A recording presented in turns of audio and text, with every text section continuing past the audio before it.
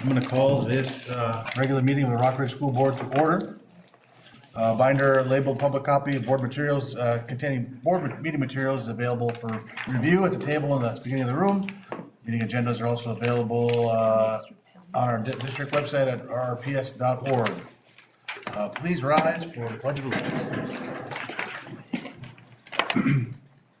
I pledge allegiance to the flag of the United States of America and to the republic for which it stands, one nation, under God, indivisible, with liberty and justice for all. Roll call. Make the record know that everybody's here tonight. Can I get a motion to approve the agenda? So moved. I second. Motion by Reardon, second by Westby. Any discussion? Hearing none, all those in favor signify by saying aye. Aye. Opposed? Motion passes unanimously. Election of board officers. We're gonna do all the reorganizational stuff as the new year is here, so can I get the nomination for chairperson? I nominate John Yuhang for chair. Good. Second. I nominate Lisa Westby. Okay. Lisa, do you accept? No, I'm fine. Okay. All right, any other nominations? Any other nominations for chair? We have to vote then, if there's other nominations? You should. Okay. I'll do this. Do you roll call that, or what do you do? Nope, you can just ask. I think if you're the only nomination, though, you don't have to. Well, you just said we should, all right. Okay, whatever. Yeah. All right, so voting for John Yuan as chair for the 26th year. All those in favor signify by saying aye. Aye. Opposed? Okay. Sure, thank you. Appreciate that. 3.2, election of vice chair. Can I get a nomination? I'll make a motion for Lisa Westby. I second. Okay. Any other nominations? All those in favor signify by saying aye. Aye. Opposed? Motion passes unanimously. Election of clerk. Can I get the nominations? I'll nominate, Nicole. It's been a while. Any other nominations for clerk? Hearing none, all those in favor signify by saying aye. Aye. Opposed? Motion passes. Election of treasurer. Can I get a nomination? Brandy, who was this year? It was me. I'll make a motion for Brandy for treasurer. I'll second. Any other nominations? All those in favor signify by saying aye. Aye. Opposed? Motion passes. Election of alternate clerk. I'll make a motion for Jennifer. I second. Any other nominations? All those in favor signify by saying aye. Aye. Opposed? Motion passes. 4.1, set salary of board directors. I'll make a motion that it remains the same as it was last year. I second that. Any discussion? All those in favor signify by saying aye. Aye. Opposed? Motion passes unanimously. 4.2, approval of Columbus Day is not a school holiday. Can I get a motion? So moved. Motion by Reardon. I'll support. Any discussion? All those in favor signify by saying aye. Aye. Opposed? No. Okay, motion passes 5-2. Set 26 regular board meetings, dates and times. So, motion. Motion by Lotiger, I'll second. second by Bonner. Any Does discussion? that show that in July and December, we only have one meeting? I didn't look at it. Yes. Yes. Okay, that's fine. Just want to make sure. Any other discussion? Yes, I'd like to discuss. Okay. I'm just wondering, I know that we had talked about this before, and the reason we have two meetings, we had a lot going on with consolidation and the building of buildings and so forth. Does it make sense to have 2 regular meetings a month? And I'm fine if it does, I'm just wondering, or would it make more sense to have 1 regular meeting and 1 working session meeting scheduled? I don't know if we're there yet as far as busyness and having to approve things, but I just feel like our agendas have been a little bit lighter as of late. And it would be good for us to have a working session too. And I know like some of the other boards do that, and I don't know, I just wanted a So you're- discussion about that. Are you saying to have a working session, 2 board meetings and a working? No, having 1 board meeting a month and 1 working session You at can't the, you can't do anything at a working session. no, but you So can have discussion and, Yeah. yeah. That's the only bad thing that I see with that, is that if something comes up that you have to Have a vote. have a vote on, you have to wait for a month. Well, That's it wouldn't be, yeah, I guess. It would be the technically it would second be and the that, 4th, But yeah. we could always have something special. I mean, I don't know how often that would occur. And I'm just talking it out because I truly don't know, but I do think like, I like the idea of the working session. Just to iron things out if there's issues or things we need to talk about. But, again, I don't know, I'm just throwing it out there. I mean, I think there's times when we do need to discuss more often. I feel like, I don't know how everybody else is feeling or their thoughts. So I wish we had more working sessions. I really agree. do.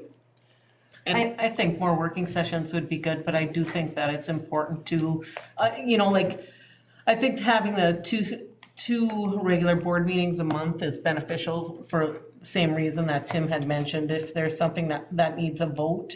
And I think that as of recently, they've been a little bit lighter of a load with, the holidays and all that kind of stuff.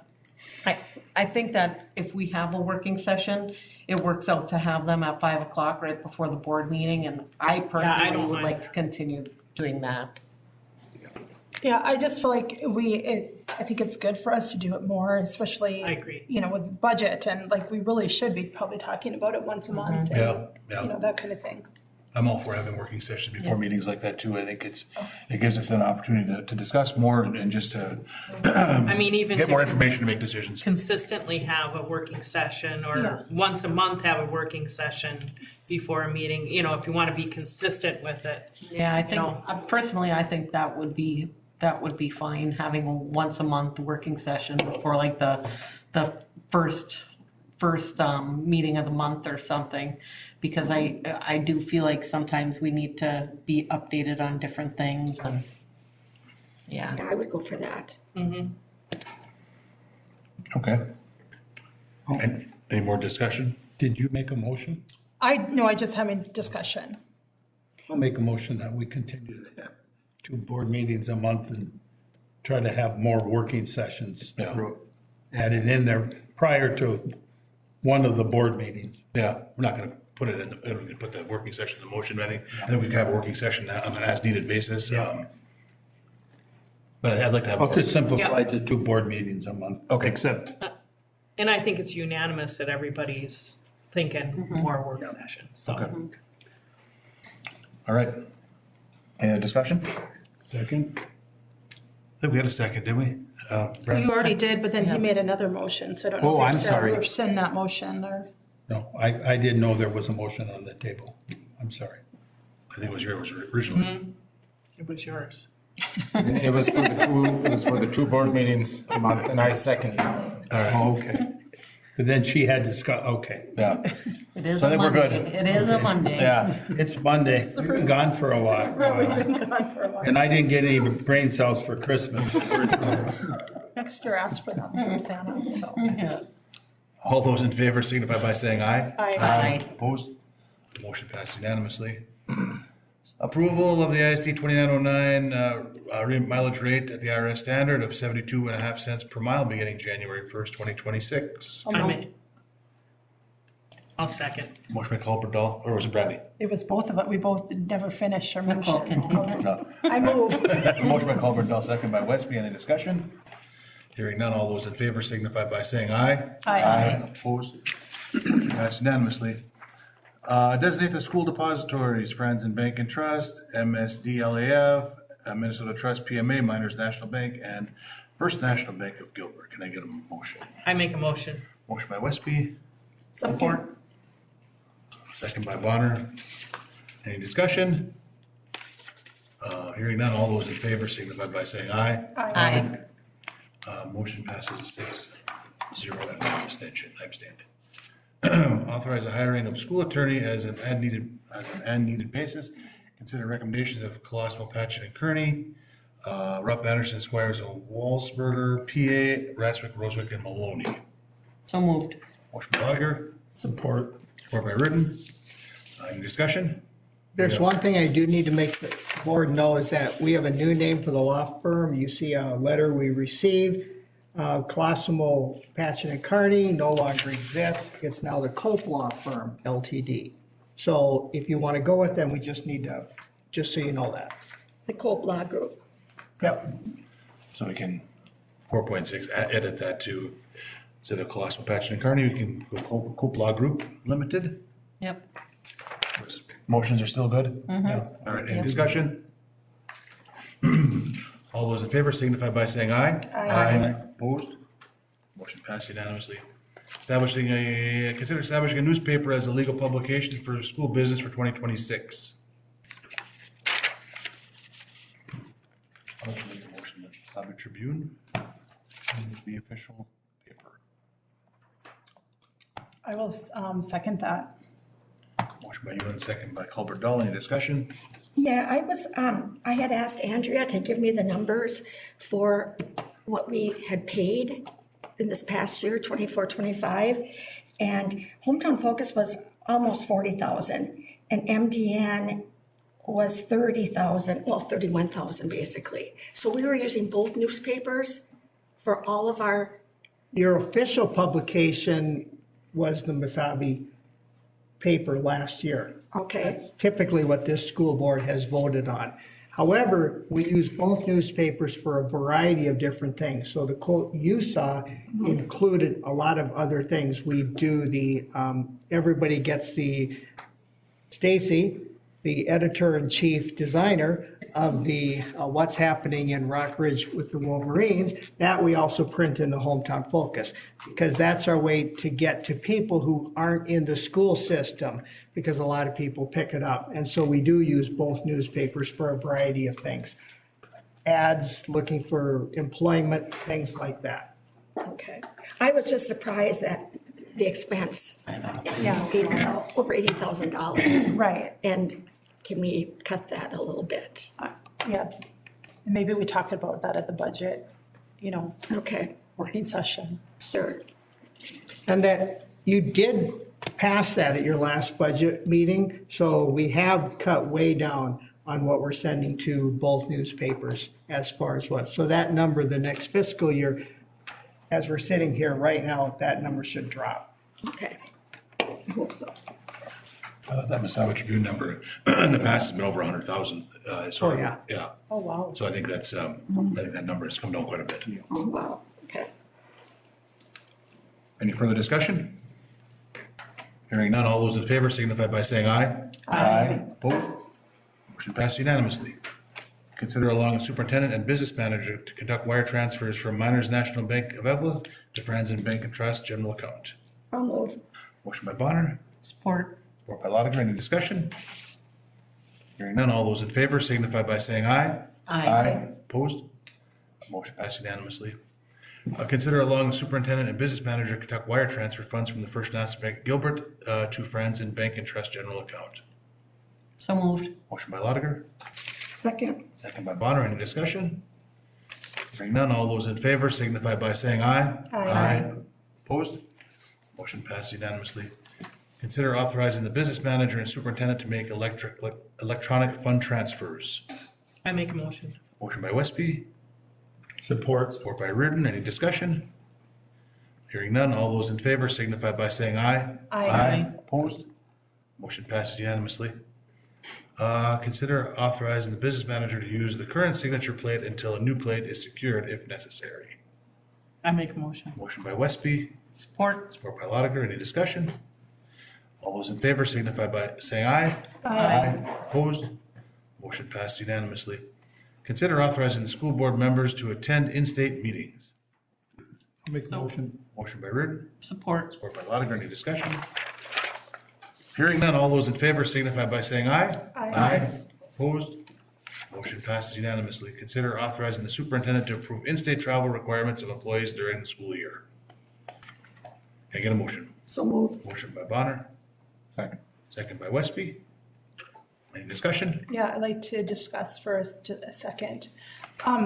I guess it would be nice to just even get like a heads up if there's something that, I know that, you know, a lot of the times that the travel is already paid for by a grant or whatever, but if it's, I mean, I don't want to burden you either if it's like a lot, but it would be nice to get a heads up on what someone's doing and why they're going.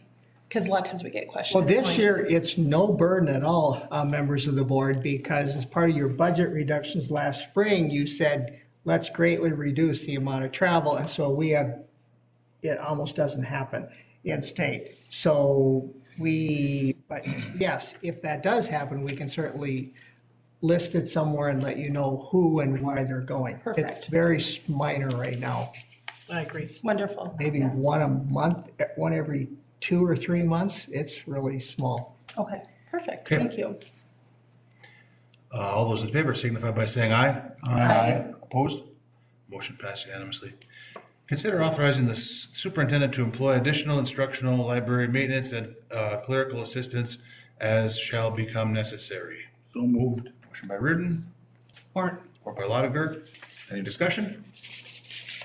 Hearing none, all those in favor signify by saying aye. Aye. Opposed? Motion passes unanimously. Consider a resolution directing the administration to make recommendations for reductions in programs and positions and reasons therefore. So moved. Motion by Bonner, Support. support by Reardon. Any discussion? Hearing none. I would just say, repeat what Nicole said for even the traveling, just that we're in the loop on what these programs are and positions before we. This is kind of boilerplate. This motion, so Okay, it kind of just, it gives the admin permission that still has to come to us at a board meeting. yeah, just so that we're informed, that's the Yeah. only thing, Okay, you know. thank you, Tim. All those in favor signify by saying aye. Aye. Opposed? Motion passed unanimously. Consider approval of the Education, Identity, and Access Management Board resolution naming Dr. Noel Schmidt as the identified official with authority for Rockridge Public Schools for 2026. So moved. Motion by Lotiger, Support. support by Reardon. Any discussion? All those in favor signify by saying aye. Aye. Opposed? Motion passed unanimously. Consider designated Dr. Noel Schmidt as the responsible authority under the Minnesota Data Practices Act and Open Meeting Law for 2026. So moved. Motion by Colbert Dahl, Second. second by Westby. Any discussion? Hearing none, all those in favor signify by saying aye. Aye. Opposed? Motion passed unanimously. Can I get a motion to adjourn the organizational meeting? Oop, yeah. Committee. Committee. Committee memberships. Oh, I missed that one. Not too far. All right. I'm gonna make a motion that we submit committee assignments or requests into you except for the negotiating, because we're in the middle of a negotiation session. Can I go on record as saying the current committees I'm on are the committees I'd like to Sure. move forward? Ditto for me. Me Maybe also. we just keep it. Okay. It'll, All right. All right. Okay. Want to make that into motion? Can you- Easy. I'll, I would like to add meet and confer to mine though too. Just to confuse you. Well, there's, Brandy and I are on it, and could we have a third, or is that too many? no, You can have 3. Yeah, so. There's only two there. Yeah, At least that, but Actually, that's a I'll good thing. change mine that we'll keep the committees the same and that Lisa will be on them. Meet and confer. Yeah, however, members of the board, there's one new one I want to point out to you. This is, there's an AFSCME labor management relations, it's part of a collective bargaining agreement we had. And so we need a couple board members to volunteer to also be on that one. It would be similar to meet and confer with the teachers. So that's we need a couple board members for that. I'll volunteer to be on that one if it's similar to meet and confer. Same with me. I would too. Want to include Lisa on that one too? Sure, or Jennifer wanted to, Jennifer, they both if she'd wanted like. to. That's okay. You can. I'm sorry, Jennifer, I didn't see it. Okay, that's okay. Sure, I'd be on that committee. All right, So now, Randy, We're all done. Perfect. you got a motion for that? Yeah, the motion. Okay, you gonna say it? I make a motion that we keep everything the same with the additions to ASME and Lisa being on the meet and confer. Okay, And Jennifer Well, yeah, on that. Brandy, the three of you are gonna be Okay. on the ASME, yeah. Perfect. okay. Yep. Is there a second? Support. Support by Lotiger, any discussion? Hearing none, all those in favor signify by saying aye. Aye. Aye. Opposed? Motion passed unanimously. Now, can I get a motion to adjourn? I make a motion. Motion by Westby, So moved. second by other Westby. Ooh, Westby. Westby, any discussion? Hearing none, all those in favor signify by saying aye. Aye. Opposed? Motion passes. So we are adjourned to our organizational meeting. Now I will call to order the regular meeting. Can I get approval for the agenda? So move, Reardon. Any additions? Is there any addition? I don't have any additions. Make a motion that we adopt the agenda as presented. Motion by Reardon, Support. support by Lotiger. Any discussion? All those in favor signify by saying aye. Aye. Opposed? Motion passed unanimously. Recognition of visitor input. I didn't have anybody sign up ahead of time. Is there anybody in the audience that would like to address the board? Oh, Oh, there's always gotta be somebody. Happy New Year, board. I know you're not supposed to say Happy New Year after whatever the date is today. What is it? My phone's over there, but I haven't seen some of you. Having looked, my name is Paul Gregerson. I'm a resident of the district and community advocate and organizer. And I looked through the agenda for tonight's meeting, and I just formally, I think it's on the record that somebody stand up here and encourage you to renew Dr. Schmidt's contract. I think he's an amazing school board superintendent. Over the past couple of years, I've had the opportunity to work with him on several different things. He's approachable, he communicates, and that's not an easy job to have. And I've been in some meetings that have been a little contentious at times, and I think he always has the best interest of the district at heart. And I've seen him stand there and I've seen him take criticism to his face, which is a really, really tough thing to do. And I think that we are fortunate to have him in our district. So thank you, Noel, and thank you, board. Thank you.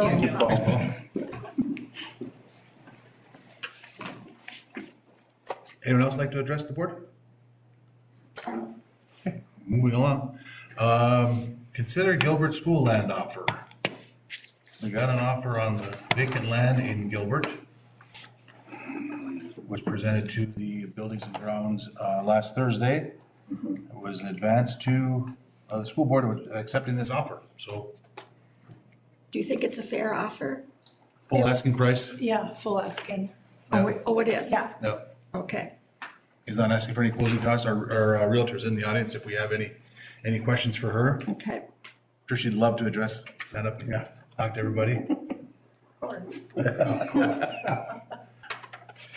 We had any other questions, and she didn't have any other interested parties. Okay.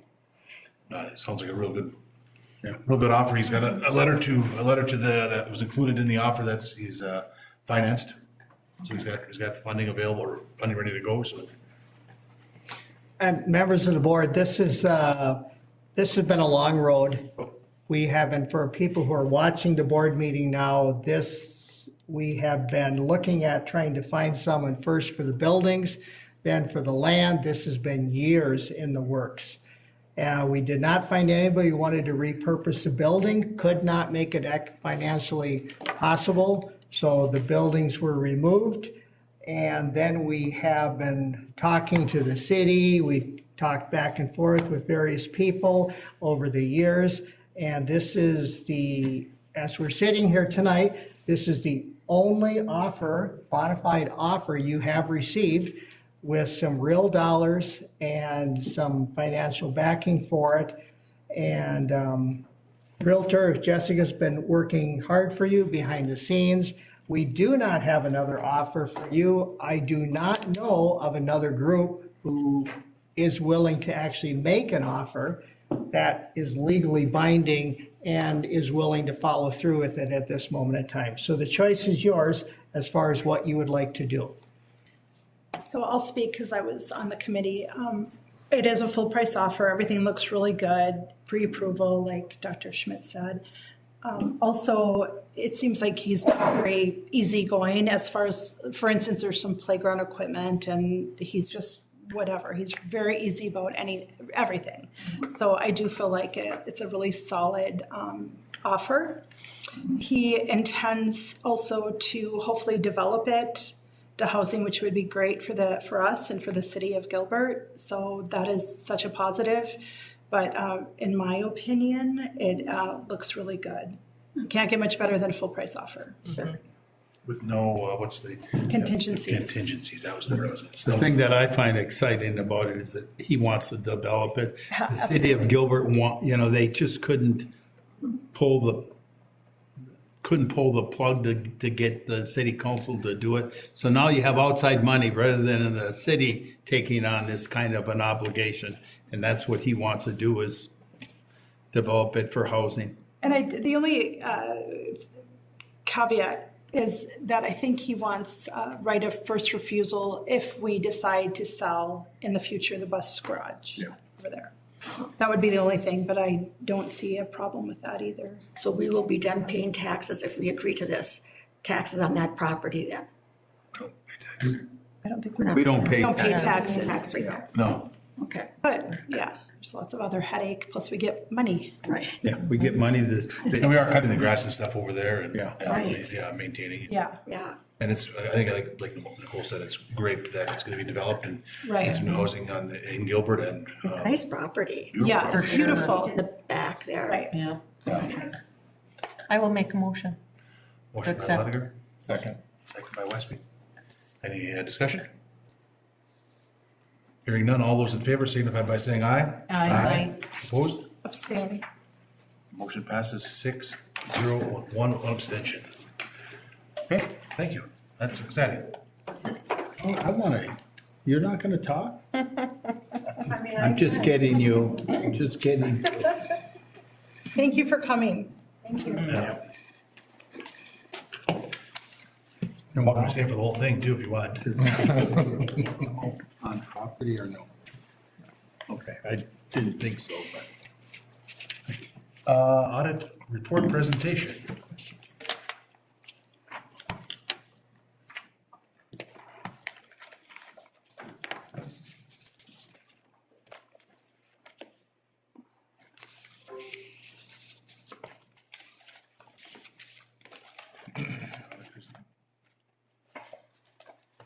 It looks like he might have dropped out for a second. Okay, I'm I not will sure. text him, he said he was there. He was just in the meeting, but it looks like he might have left.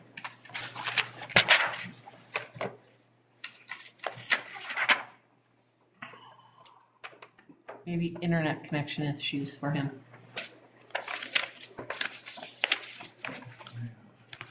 Is he there now? Looks like he just rejoined. Okay.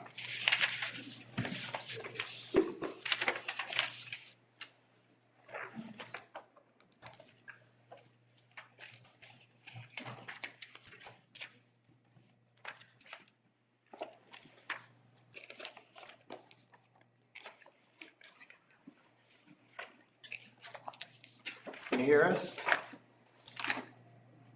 He was struggling to hear and I reminded him that the Zoom, he wouldn't be able to hear till the Zoom link. Oh, okay. Yeah, the audio should be on for him right now. He should be able to hear us. Is it my turn? I can't quite hear anybody. Oh, there you are. We can hear him. Okay. Here, I'll turn the volume up on phone. Can you hear me okay? We can hear you. Yes. Thumbs up. Okay, there, I got you. The video is a little bit, I'll say scratchy for me, so if I get paused or something, I can maybe just call in and do it that way too. So just wave your arms if something gets glitchy. What my plan is this evening is to run through basically some highlights of the audit report as far as how it gets put together, go through some of the numbers, and then leave it up to you if you've got any questions or comments that you might have for the audit. A couple things before I get started. No disagreements with management during the audit process, no difficulties performing the audit. I think everybody involved would agree year 2 was way better than year 1. So we appreciate everybody's help and patience in getting through that first year. Next year will go even better. So got her done on time. One thing that I just been pointing out to all boards as I go through the audit is we've had a few auditees fall victim to some cyber fraud via phishing scams. So just make sure that everybody's careful as far as if anybody's requesting payments via electronic method or even direct deposit. If they request a change in a routing number or an account number, be vigilant with maybe a phone call, even better in person, to make sure that that's actually coming from the right source. I think we've had 3 instances now where somebody has basically assumed that the person that's sending the email was legit and it wasn't. So that's my soapbox item for the year. Also, worthy of note, I was at your school on Saturday for a basketball game from East Grand Forks. And so if anybody of you guys were there, you beat us in all 3 games. Beautiful gym, nice facilities. So appreciate it. They were all good games. I think we lost 3 games by a total of 7 combined points. So they were close games. Anyway. You couldn't have stayed till Monday? Right? You could have been to the meeting in person, you could have stayed until Monday, kind of vacationed in Evelyn for a couple of nights in Virginia. Do we get a discount or are you gonna charge us more for that? Do we get a discount? Do we get a discount or are you gonna charge us more because we beat you? I told Andrea it's a little bit more because you beat us, but not by too much. They were good games. That's all I cared about. I'm kidding. I did think about staying there, but I had my wife and kid, and I'm not sure what we were going to do. So anyway, one of these years I'd like to be out there in person because I think you get a little bit more out of the audit presentation than this way. So we'll think about that going forward. If I can combine a couple board meetings in one night, maybe I could do that. So I'm going to try to share my screen and see if I have any success here. Okay, can somebody give me a thumbs up if you can see the audit report up on screen? Okay, and is it big enough or do you need me to make it a little larger? I think it's fine. Yeah, we have it in front of us. Okay, perfect. So what I'll start doing is I'm going to run through things pretty quick, so feel free to slow me down. The first couple pages I'm going to go through is the independent auditor's report on pages 2 through 9. We have issued an unmodified opinion on the financial statements that's considered a good or a clean opinion that the financial statements are fairly stated in accordance with generally accepted accounting principles. It is management's responsibility for the numbers as well as the footnotes within the financial statements, and then our responsibility as auditors to ensure that they're reasonably stated, which is what our opinion is stating is what we believe that they are. We also adopted GASB 101, which is related to some compensated absences. You'll see that reference throughout the audit report. Keep in mind that that's just an accounting exercise, nothing really on the budget or anything that you need to worry about. Just required a little extra work to get those numbers put together. The second section of the audit report is pages 6 through 12. This is the management's discussion and analysis section. This is designed to basically provide you with some highlights of the audit. It does provide some comparative information. So if you're looking for how things went from last year to this year, this section will have it. So for example, if you want to turn to page 11, page 11 kind of shows the general fund revenues from one year to the next, broken down by sources as well as the general fund expenditures. The other local sources that you see there was a IRRB grant or loan that was received in 2024 that you did get in 2025. That's about $6 million. That's what that large decrease was. And the expenditures, most of that was just capital expenditure related on the projects that you had going on. That's where the big decrease ended up there. The next couple statements, which is pages 13 and 14 and 15, I'm not going to go into much detail here. I think they're really hard to read and explain. It's really just your full accrual financial statement, which includes your capital assets, your debt, your net pension liability related to your involvement in TRA and PERA, lots of what I'd call accounting exercises that don't really affect the district as far as a day-to-day basis or a budgetary level. So if you look on the bottom of page 14, you can see the overall net position, which would be your equity in a full accrual level, is $39,613,802. That is also, like I said, driven down by some of that net pension liability. Basically, you're required to put your portion of an unfunded liability at the state level on your books based off of your percentage of contributions, and that's making this number much lower than it probably is. Like I said, very hard to understand or read this financial statement. Same thing with the next page, page 15. About 6 lines from the bottom, you can see the overall change in net position, once again on a full accrual level, was a positive $6,212,494. The reason this gets large is because anytime you get grants or you're spending money on capital-related items, it doesn't get expensed on this statement. It gets capitalized, and so it gets depreciated over time. And so this statement can be quite a bit off from where you're going to be doing your budgeting, et cetera, and that's what we'll go through next. So the next couple pages, I'd say, are the more familiar or easier to run through. The first one is on page 16. This is your balance sheet, where we've broken out 3 major funds: the general fund, debt service fund, and building construction fund. If you look at the bottom, 2 lines to the bottom, you can see your overall fund balance in total is $5,853,538. The general fund, which is the first column of numbers, 3 lines to the bottom, you can see that unassigned fund balance is $1,078,620. That's kind of the number that we look at for financial health. We take your fund balances divided by your general fund expenditures as well, and the idea there is that you're trying to cover X amount of operating months worth of expenses. I think your goal is between 8 and 12%, currently sitting at 4.37% per the state. That is, low compared to what we would like to see it as. We'd like to see it at least at 10%. SOD, or statutory operating debt, doesn't come into play until you're at negative 2.5%. But, the year that we just had in 2025, you went down quite a bit. So if that happens again, you're going to be pretty close to that. So just want to point that out just to make sure it doesn't surprise anybody if that happens. You can see the building construction fund was closed out for the year, so that fund won't be a major fund going forward.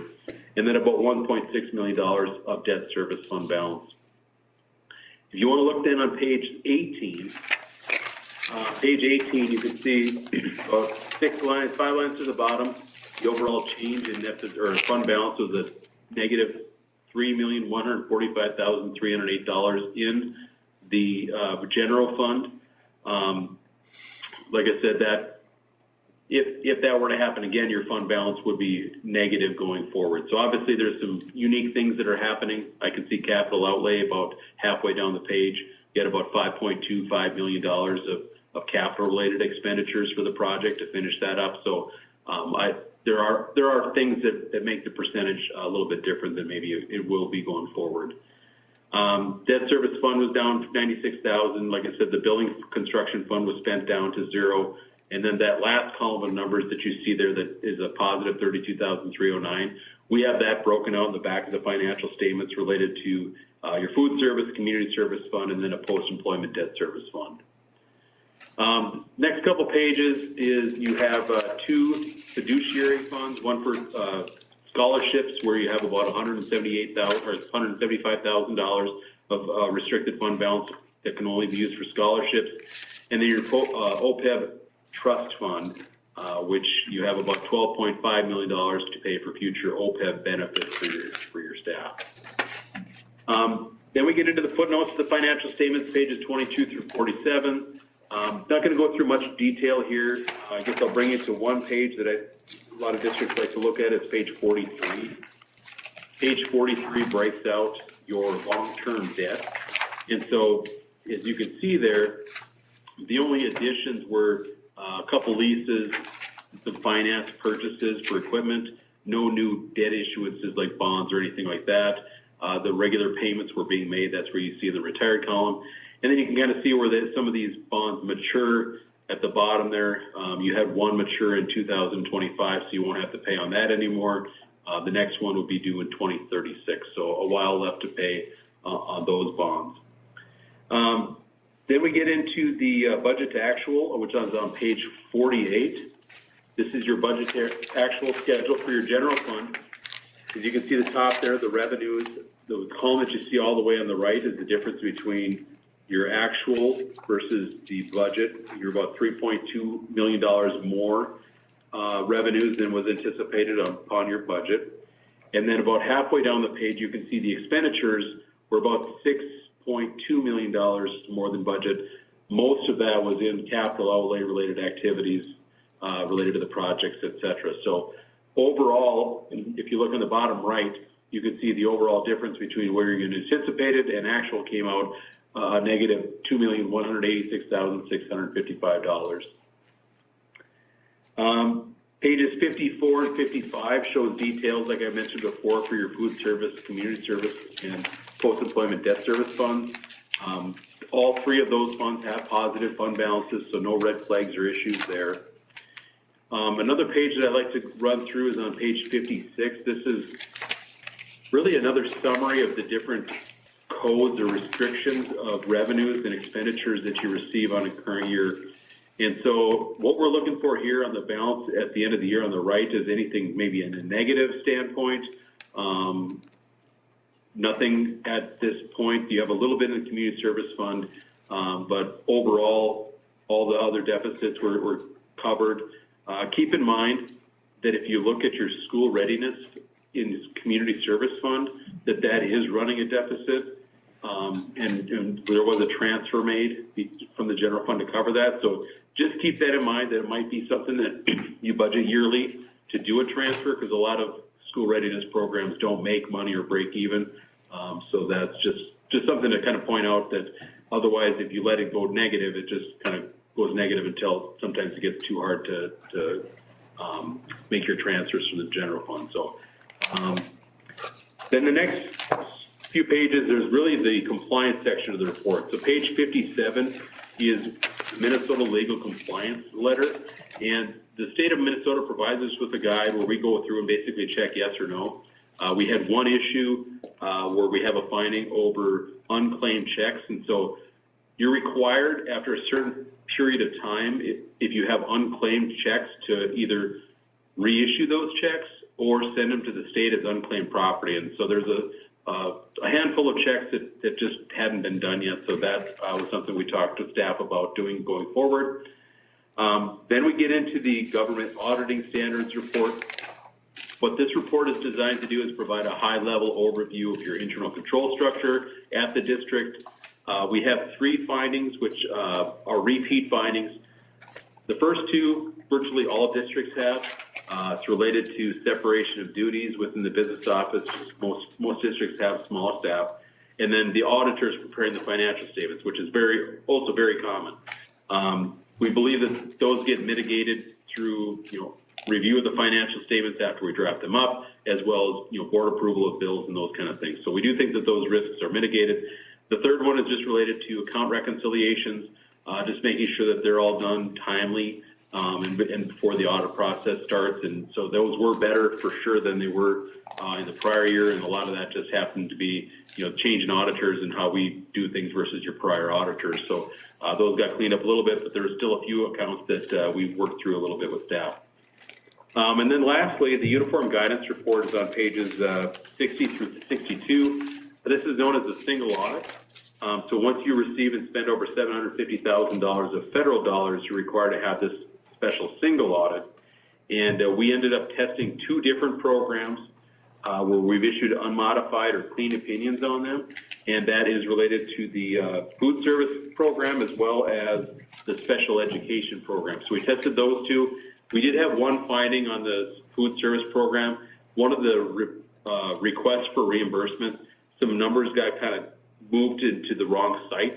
And so once again, those are kind of things where we just have to just bring that to your attention, point that out. It's not a huge issue, but something to keep in mind going forward, that you want a second set of eyes, probably reviewing and approving those once they get filled out. And then lastly, the page I have up there right now is page 63. That just breaks out all the different federal rewards that you spent during the year. You can see about $2.5 million worth. So that was a very quick run through of the audit report. I do have one other management report, which maybe I'll just bring that up real quick here.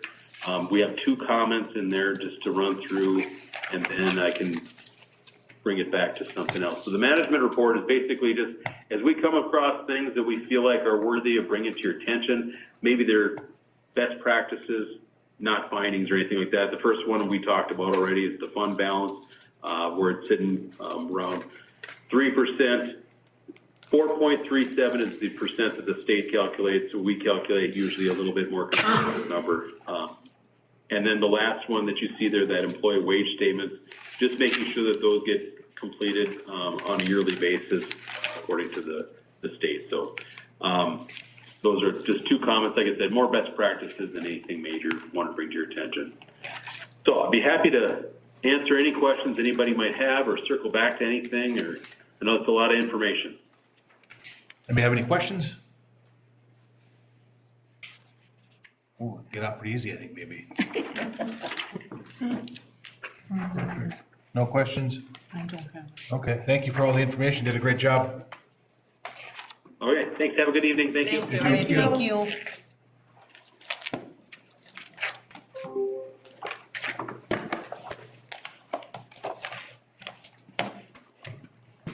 Andrea, you want to talk? Yes, about the audit report too. Okay. So.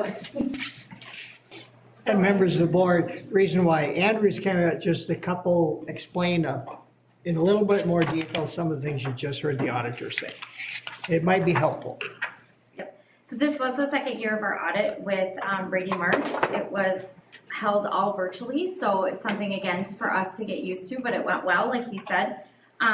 Much discussion happened. We got used to uploading more documents online for them to review. He did bring up the cyber fraud. I found that interesting as we do receive requests like that electronically. Please deposit, I'm changing my bank account. So we do have a process in place for that already. We don't have our direct deposit form online. We reach out to the employee if we do receive one when they are sent to us. So we do have that in place. So interesting that he brought that up because I know it, and it's brought up even at our regional payroll meetings and finance meetings to be alerted to that cyber fraud. Employee wage statements, our district has implemented them. We do send them out electronically, so that's part of another thing where we're even questioned if it's fraudulent that they're receiving this. So he mentioned that during about in the management letter about best practices. So yep, we are implementing those and trying to get them back from the employees, and they do question if it is fraudulent that they're receiving those statements too. During the previous 2 years ago, the school board, actually before that even, the former school boards had each set aside funds for the upcoming construction of the districts or the new buildings. We had restricted the $1.5 million and then we unrestricted the money, so that went into the general fund. So that was also spent down during the 24-25 year then, as he mentioned. There was, above and beyond spending. And that was a part of the spending part was that 1.5 million that was previously restricted and then unrestricted and then spent during there to close out the construction. We did expect the fund balance to decrease as we talked about during the budget cycle and even this upcoming budget cycle. We'll still be looking at possible reductions for the 26-27 school year. I know that you've already talked about that and we're starting to work on that. And we do, as Brian had mentioned, we have started to have procedures in place for some of the financial compliance that he had found during the audit too. So we're working on that. And like he said, 2 of those for sure are, common findings. So just wanted to bring that all to your attention. So the uncashed checks, are those checks to our employees? It could be to vendors, to our employees. The likelihood they aren't to our employees, the majority, they aren't because we have direct deposit. Right. So they're old checks that we do need to reach out, or we need to send them to the state of Minnesota through the unclaimed property. Mm-hmm. enough. Any other questions for Andrea? Okay, thank you. Thank you. We have to accept the audit report? Yes. Yep. Can I get a motion to accept the audit report as presented? So moved. Motion by Ludger. Support. Support by Reardon. Any discussion? I think that, getting this report done now and hopefully we can continue those working sessions for the budget for next year, I think would be, staying on top of it would be great. That's my discussion. Any other? All those in favor signify by saying aye. Aye. Opposed? Motion passed unanimously. Oh, wait, we're gonna get the consent agenda tonight. All right. Consent agenda, can I get a motion to approve the consent agenda as presented? I move. Motion by Bonner, support by Colbert Dahl. Any discussion? I just want to bring up I thought when we were discussing budget cuts and we brought it back to athletics and community education, the budget and athletics looked at what they can cut. Wasn't it a discussion about assistants? A lot of the assistants are splitting their stipend or their boosters are picking up a portion of their pay.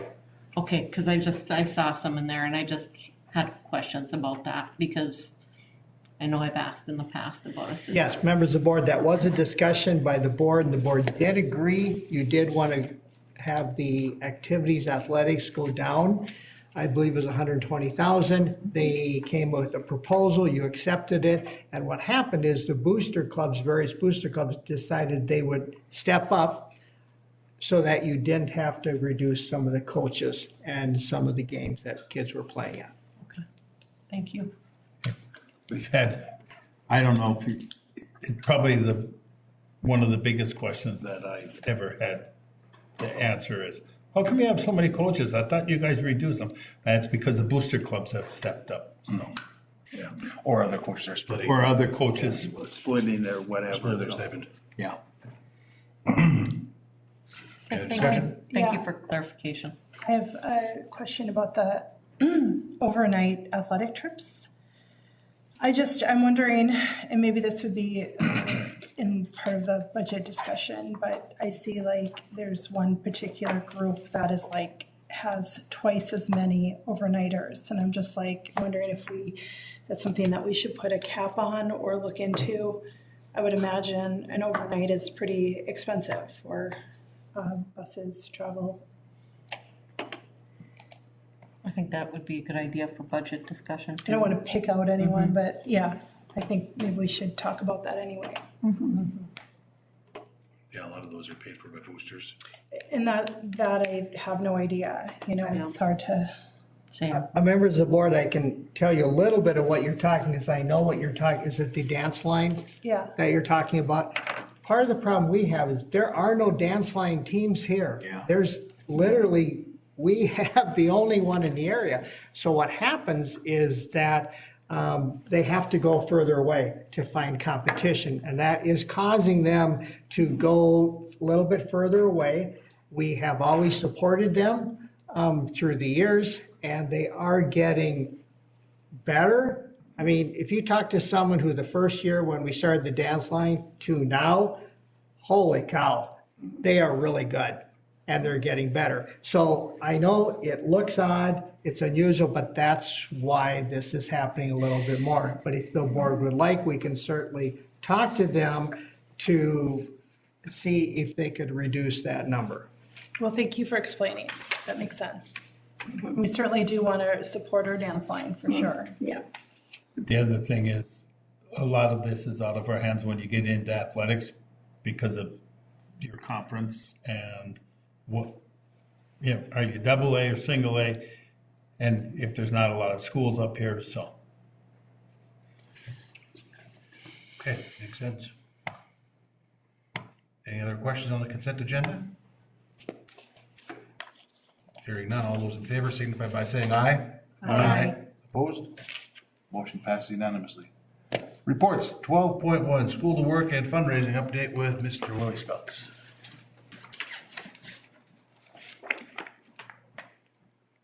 Good evening. I want to thank all of you for your work and service and getting through that reorganization meeting so quickly. Well done. There's been years. Doesn't give you more time though. There's been years that has taken a lot longer, so very well done. I'll get going on this. Hopefully you all have it up on your screens. So many good things happening, and I just like to take my quarterly opportunity to share it with you. I always hope that that's okay, and I know it gets a little long, but I'll get going. Huge thanks to the Golden Bear Foundation. Nearly $10,000 was received this fall. So many people giving there, and teachers and everybody requesting grants. So great thanks to them for just this fall, and I know that at some point they may do another spring one too. So thanks to everybody that gives to the Golden Bear. Watch for the curling bonspiel. I believe you all should put a team together. It is only 4 ends. They have sliders, they have brooms, they have 0 expectations. Jennifer. It is super fun. You play 4 at a time. Well, I gotta go. Well, then get a sub. I can't stay for that one. Well, funny how you can stay when someone's buying you up. No, I'm just kidding. But it really is a lot of fun. Hopefully you can get there. Watch for it. I'll try to remember to see you. But it's a great fundraiser for the Golden Bear Foundation. And I'm on that board now. And they're really a lot of fun people to work with. When is that? Sure, March. 14th-ish? Say it? March 14th-ish. Sure, I agree, right around there. I just saw it today. We haven't had our official meeting yet, but watch for that Friday, Saturday. I bet if that's a Friday, Saturday, John, you're right. So watch for that to come out. Thank you.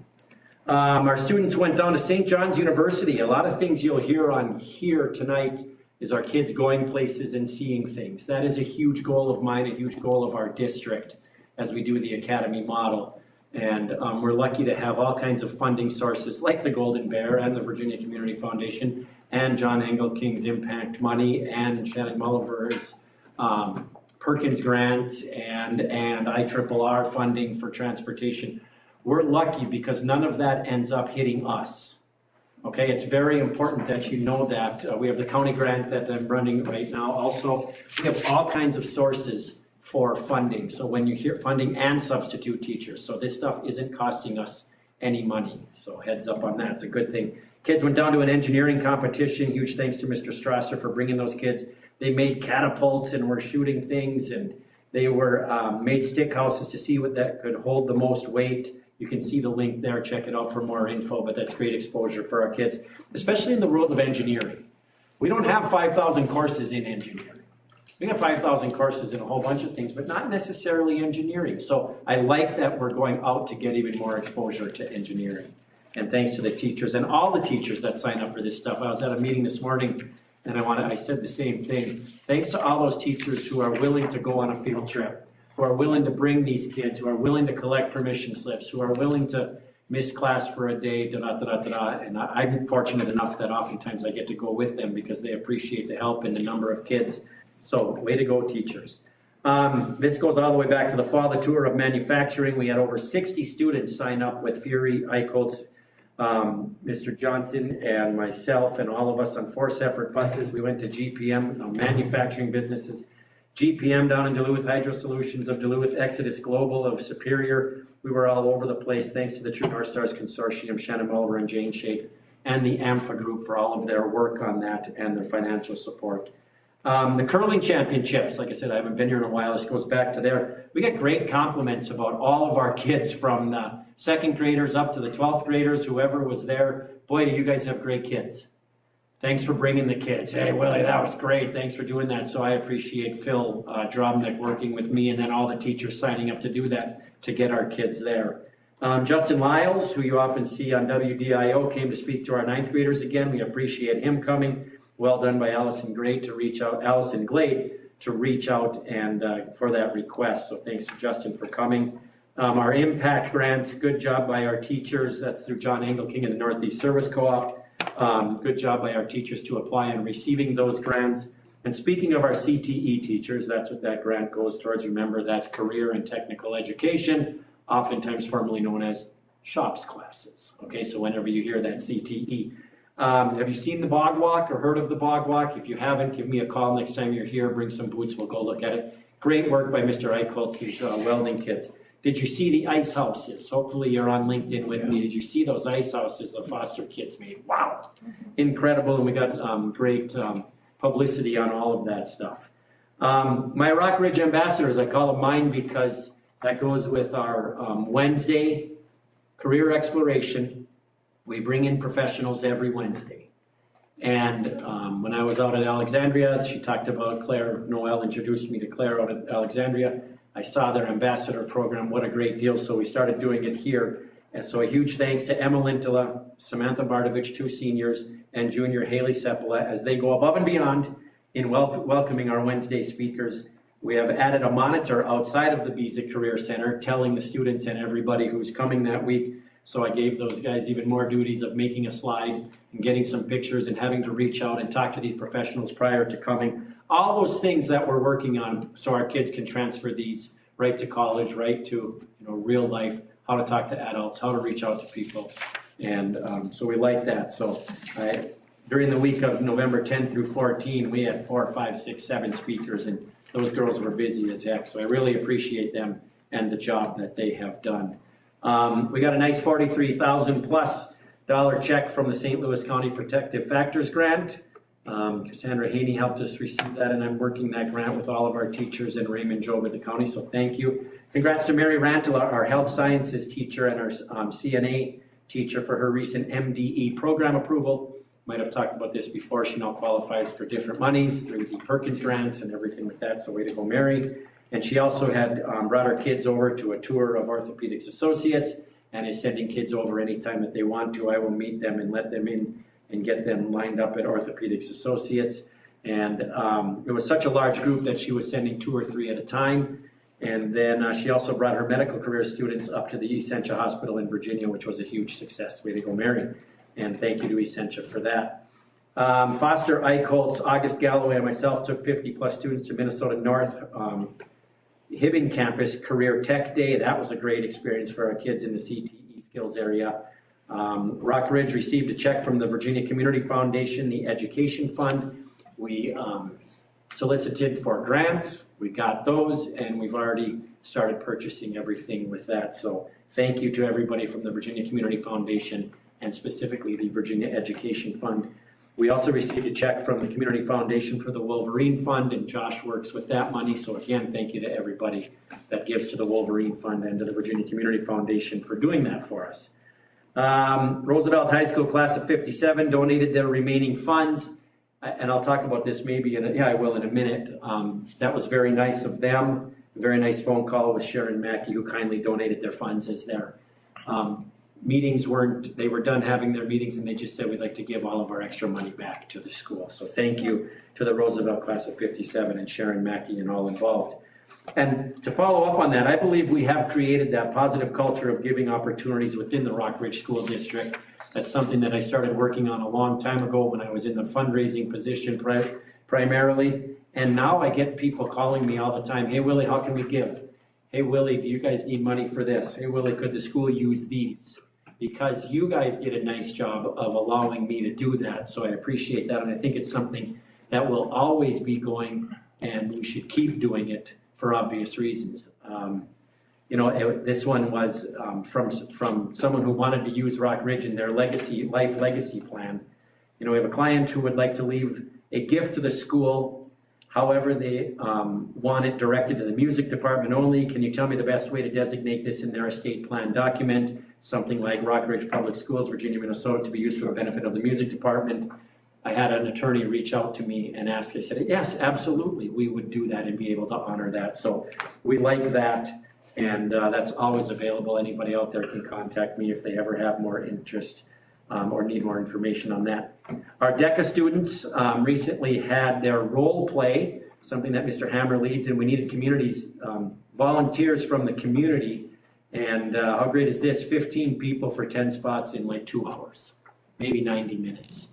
So again, a culture that's been developed where people are waiting and kind enough to come. I've reached out to you guys at times also. Thank you for those who are able to fully understand. If you can't, we have all kinds of things going on this week. Two days in a row starting tomorrow for the 9th grade mock interviews, which is a requirement in the career exploration course. And then on Thursday, we have the what's that called? Food truck tasting. So that'll be a lot of fun and I have people that have signed up for that. And I just appreciate everybody in the community willing to do that. And we also received a phone call from a community group I did who had heard about our great culinary program and they wanted to check in to see if we could cater an event for them. They heard about the great work that our kids do, so I connected them with Jade and she took it from there. So that's how connected we are in the community with our academies and our pathways and everything that we're doing, a little different than just English, math, science, and social studies. We're also doing all of the career stuff. I like these student reports. This is from Lennon Hildy, an RRHS student. Last Tuesday, Emily from Essentia in Duluth came to talk to Rockridge College in the school's microbiology class. She went over her day in the life of a microbiologist as well as what her path looked like in becoming one. In addition to this, Emily brought in plates so the kids could grow bacteria. She gave each group a plate and instructed them to run their finger on something like a door handle or a tabletop and smear it on the plate. The groups brought their initialed plates back to her and she took them with her in the lab to see if what would grow. Emily did not only give a fascinating and informative talk, she has given Rockridge the opportunity to hold a field trip down to her place of work. We cannot thank Emily enough. That's just an impact from one of the students, a great testimonial. I think I have another one coming up later. Donations are coming into the Rockridge Construction Club in memory of Al Williams at Pohaki. That was beautiful of the family.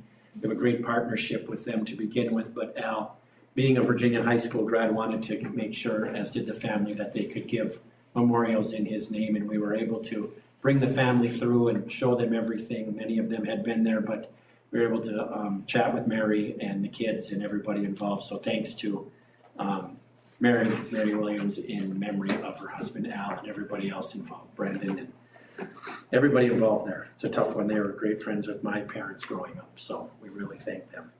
Our advisory group is up and running as we continue the forward momentum in our academies. I appreciate the teachers who have volunteered to join me in setting up the advisory board to make decisions and or recommendations for getting this year's seniors recognized for, and maybe I've talked about it before, the academy achievement, the pathway proficiency, and capstone completion. I think I have a page in here coming up next. Make sure you look at that. We will be doing that and collecting all of that data as we speak and get these seniors recognized in our academy model. I'm very excited about that. You can see our logo there too.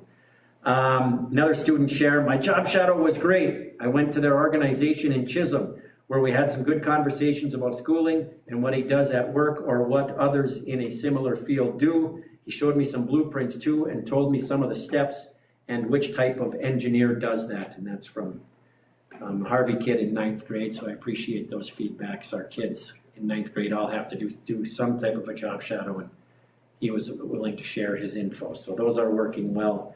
I talked to you last time, this one's really neat too, about Mrs.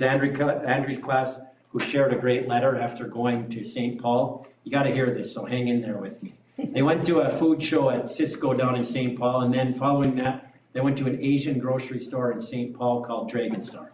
This is from a student. Dear Mrs. Andrew, I wanted to thank you for the opportunity to go on that field trip. I had an amazing time, to say the least. It was very difficult and rejuvenating for me. I don't remember the last time I hung out with a group of other girls. That in itself was a big step for me, silly as that may be. I tried everything at Cisco that I could, liked and disliked many different items.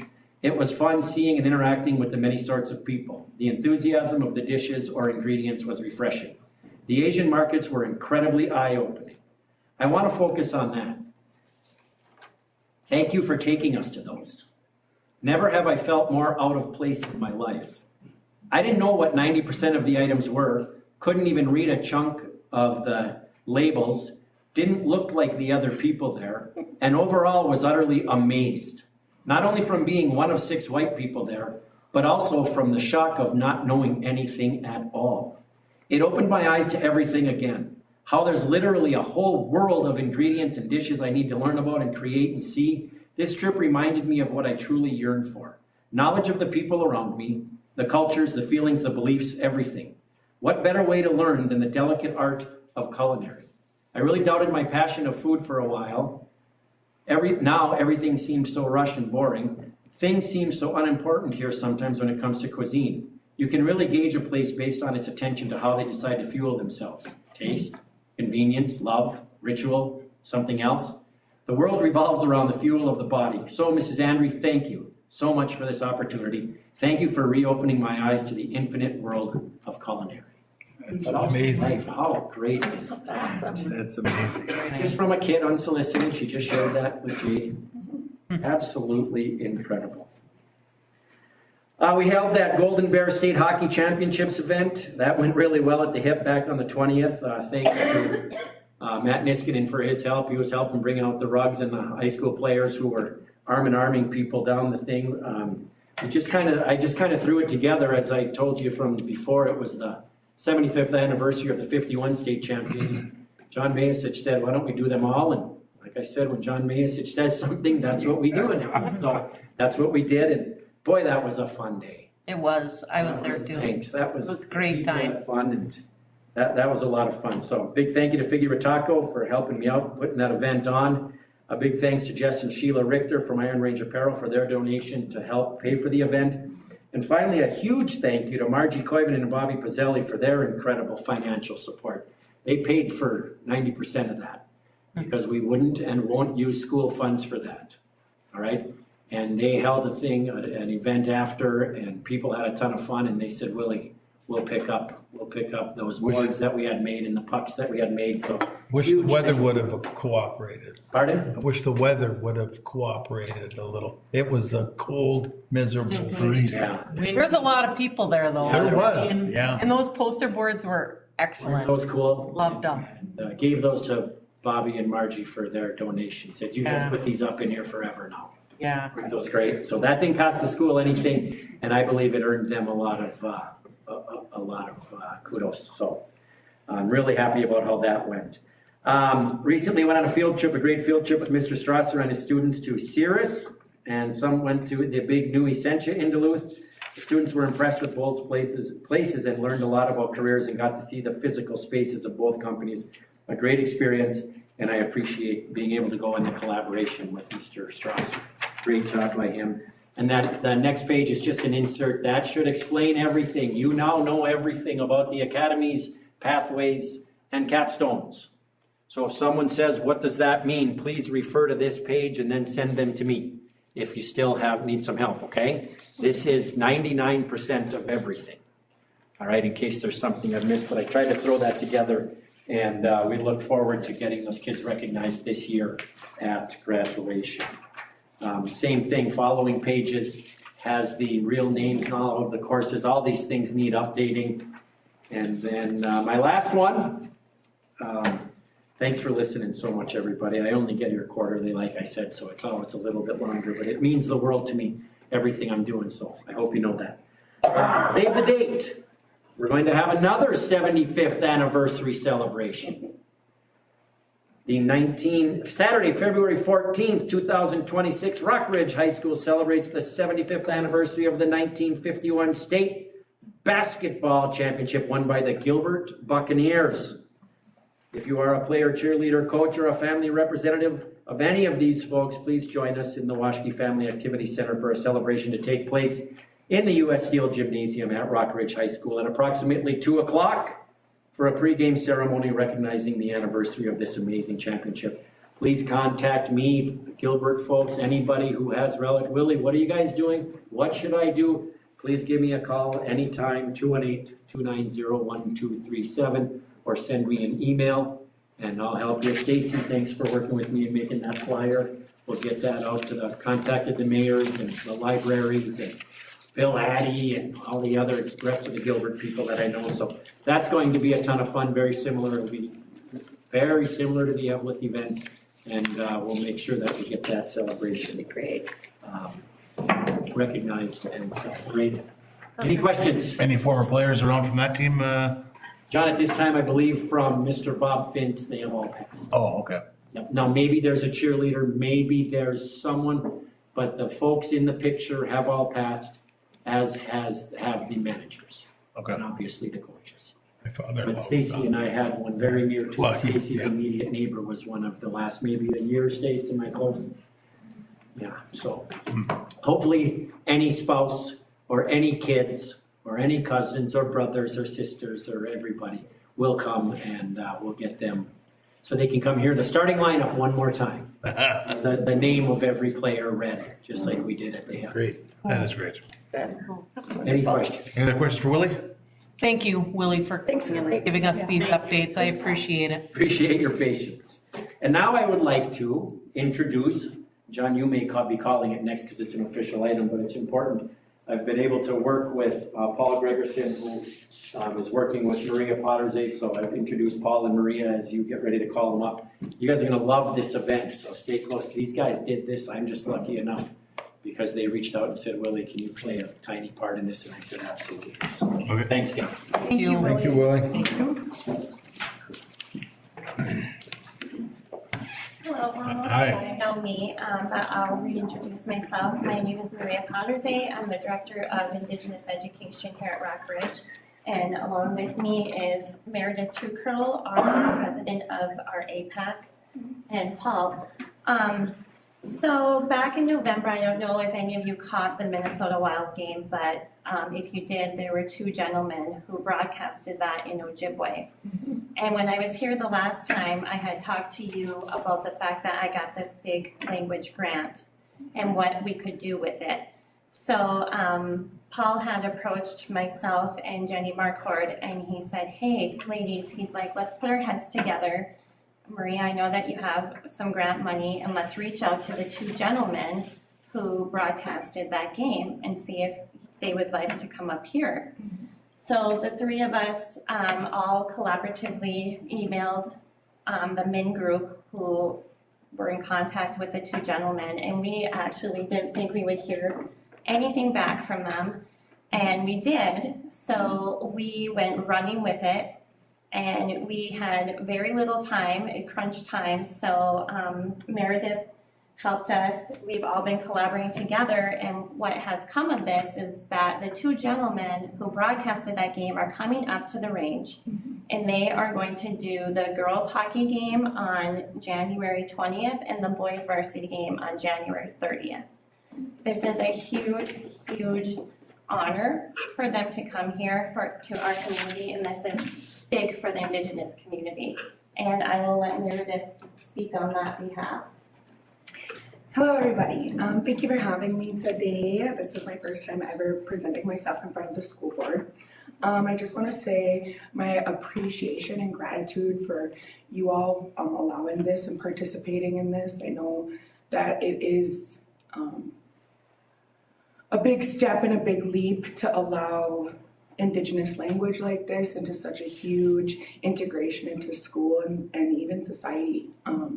As being a Native American enrolled band member, I've always dealt with systematic racism, and the fact that this is just overpowering that by miles and allowing us to really live in our culture and share our culture almost brings me to tears. And I'm just really so proud of Maria as our Indigenous Education Director. She's really taken the bull by the horns, is the lightest way that I can say it. She's already said it, took the ball running. You know, we chipped a couple ideas at her at what we thought we could get done with this grant money in the short amount of times that we have with it. And her, Paul, and everybody at Chair had executed this in a way that we didn't think could get done in such a short amount of time. We will be having our Lake Vermilion drummers there. We will have student dancers. We will have student alumni dancers. We will have royalty there. My daughter, she's actually a 6th grader at North Star Elementary, and she is our Boys Fort senior princess, and she's a little tired. But yes, so there's exponential growth. And I feel like when we are, and I will speak as my own Indigenous being, when I have dealt with the differences of, you know, simple things, skin colors, incomes, from the boots that I'm wearing to being judged from, to really being allowed to, you know, when I was in school, this wasn't even an option. When I was playing hockey, there was nothing had to do with Native, you know, and the fact that we are having the whole game be broadcasted in Ojibwe is truly history in the making. We are the first school in the nation to do something like this, following suit from the Minnesota Wild. But I just want to express that and just say how grateful I am. Thank you all. Oh, it's awesome. Yeah, totally awesome. Really wonderful. Yeah, and thank you for being receptive to this idea. A couple of things that I would like to add is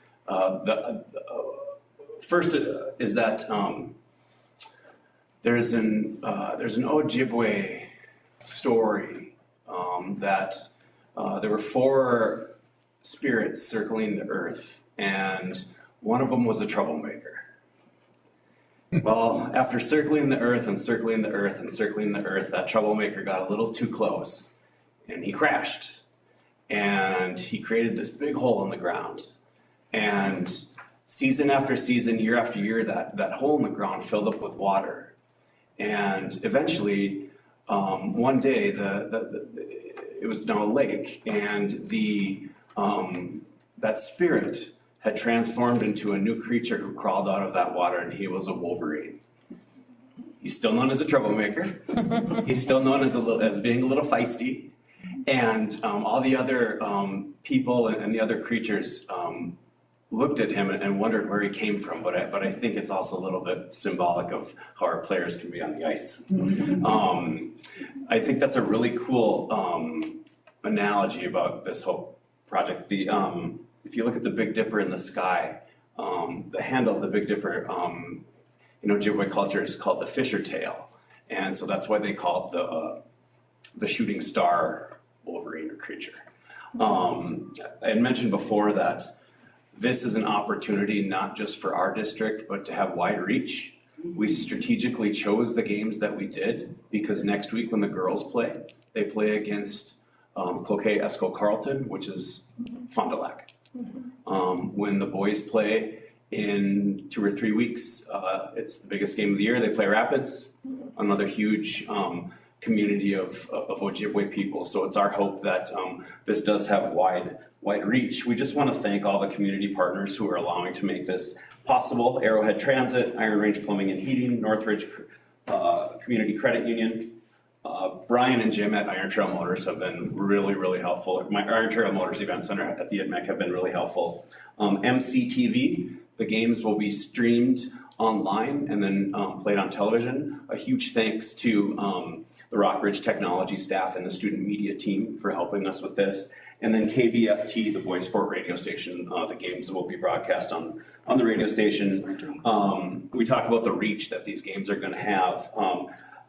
The grant does not allow us to pay for lodging to bring these gentlemen to the range. So we had to go out there and kind of find some hotel rooms and figure out a way that we can do that in an inexpensive manner. And so we called Jim from American in Virginia and asked if he would be interested in providing a couple of rooms. And he said, well, who do they play that night? And I said, Cloquet Esco Carleton. He said, my granddaughter plays for that team.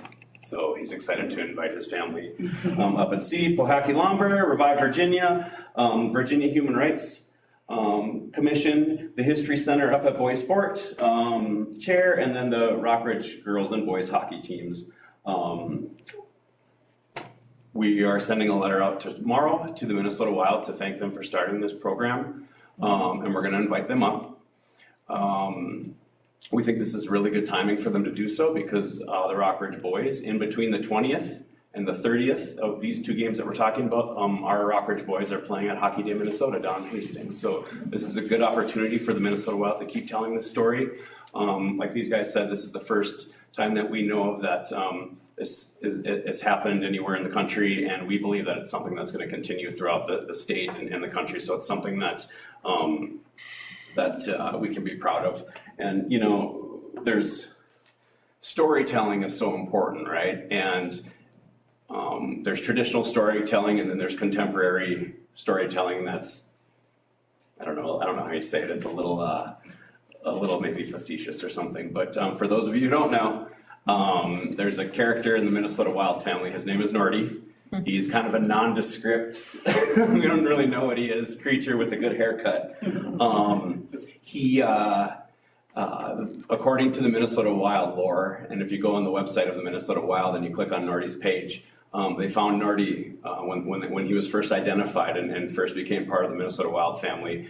They found him skating on the frozen ponds of Eveleth. And so we're going to invite Nordy up and see if he'd like to come home for a couple of minutes. So yeah. So thanks you all, and we hope to see you at the games.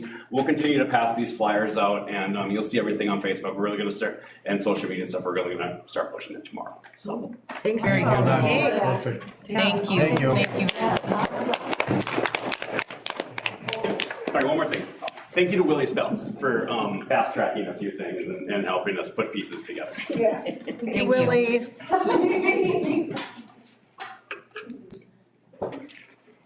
Parkview Elementary Principals Report, Sheena.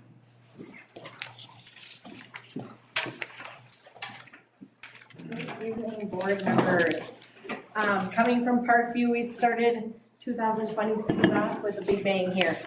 I'm gonna back up a little bit to December though, because I haven't been here to talk about Parkview since November, end of October, beginning of November. So in December, we had a ton of holiday things going on, including our holiday family night that ECFE put on with a visit from the good old jolly Santa. We had first grade and the pre-K doing gingerbread houses, and that's always a hit because families come in and build those gingerbread houses with the kids and sugar them up.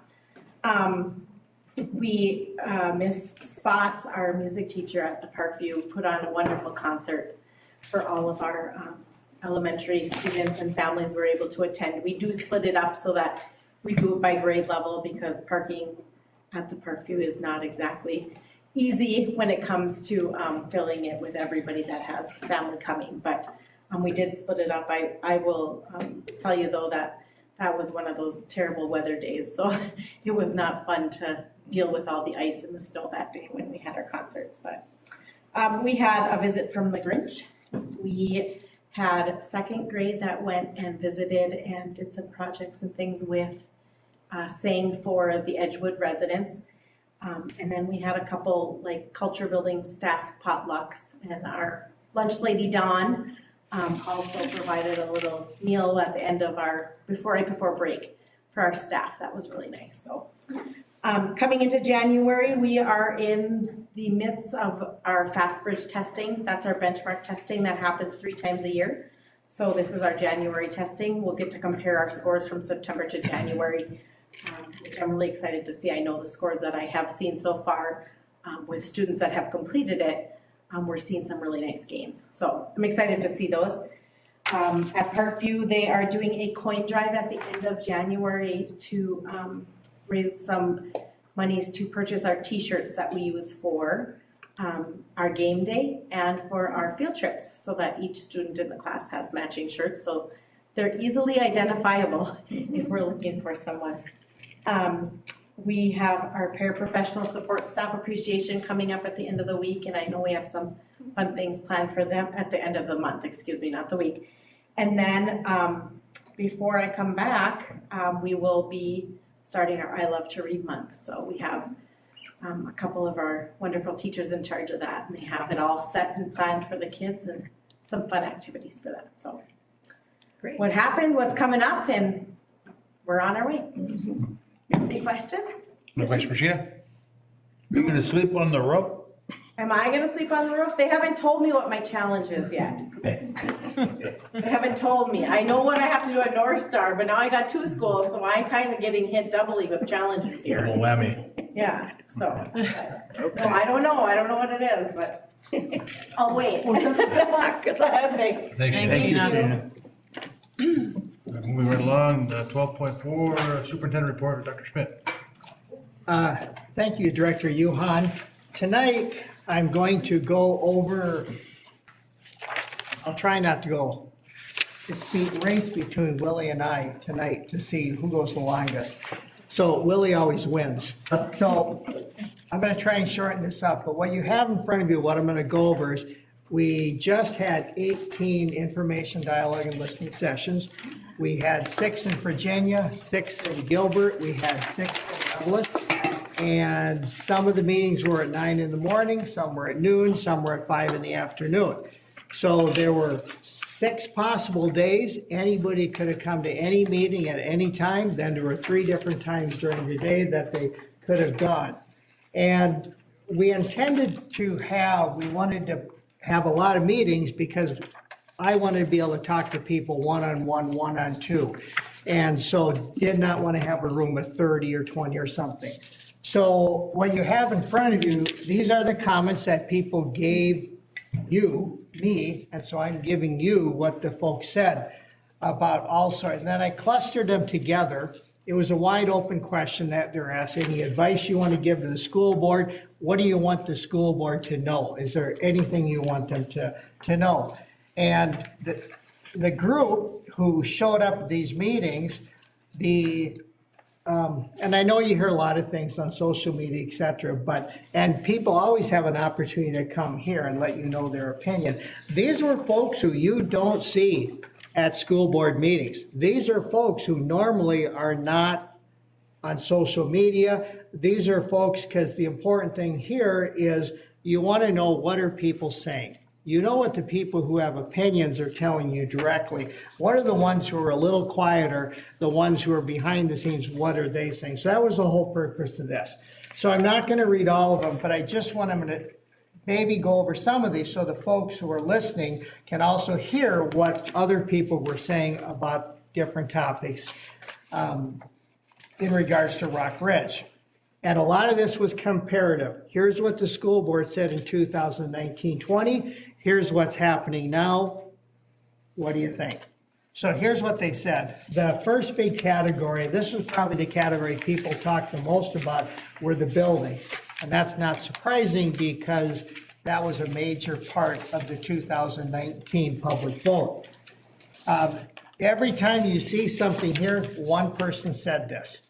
And it doesn't matter, you can't tell was it in Gilbert, was it Evelyn, was it in Virginia? Sometimes you can guess, but it doesn't really matter who said it and where they said it, because they are all part of Rock Ridge. Some of the things they said about the buildings, people up here don't appreciate the incredible school buildings we have. Can we have the same size classrooms in all elementary schools? Not a fan of the glass in the new buildings. Don't like the playground at Laurentian.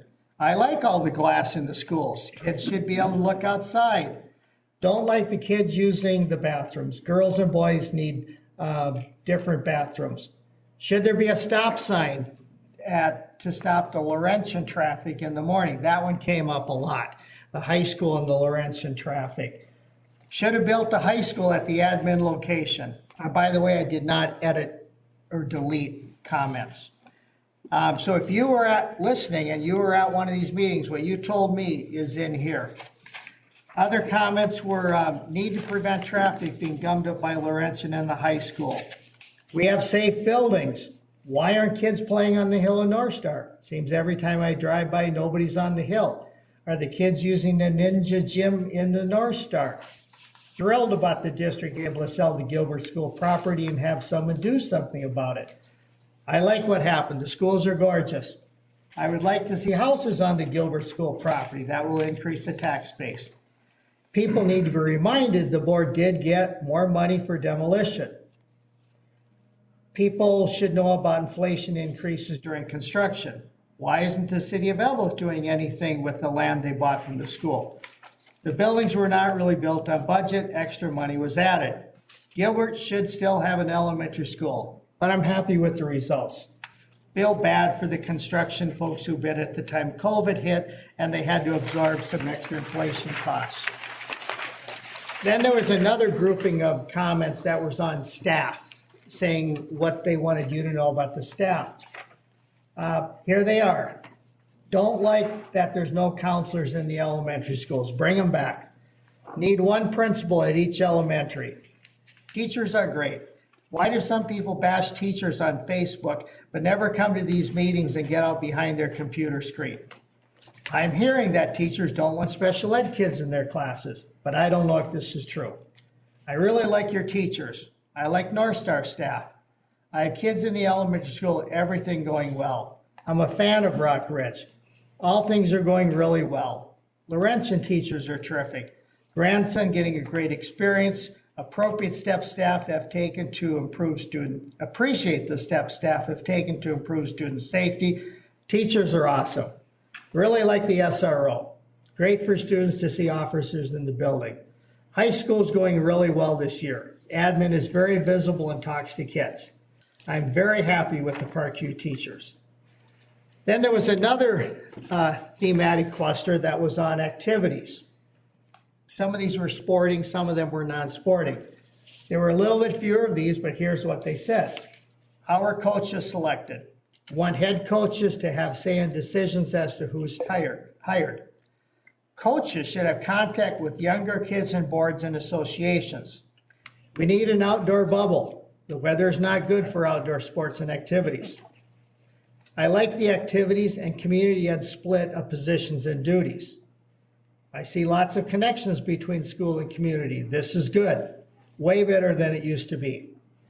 I've heard lots of positives about community ed and sporting and community.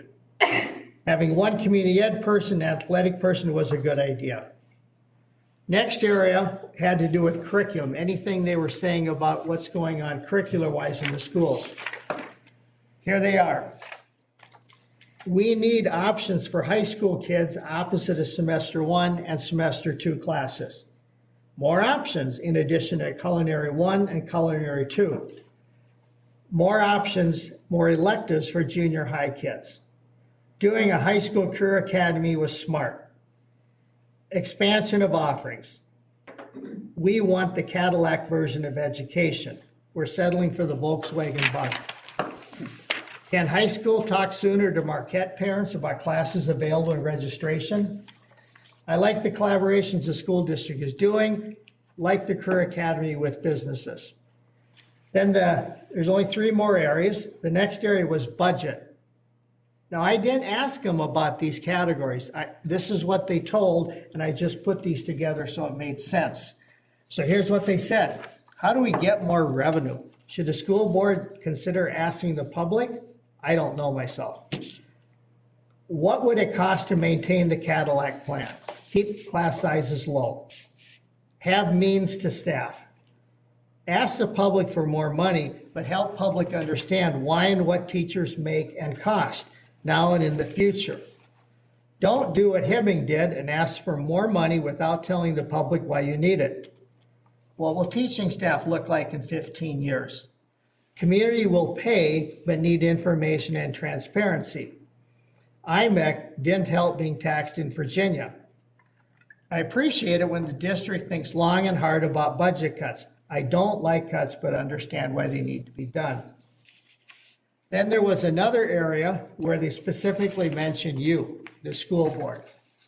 Here's what they said.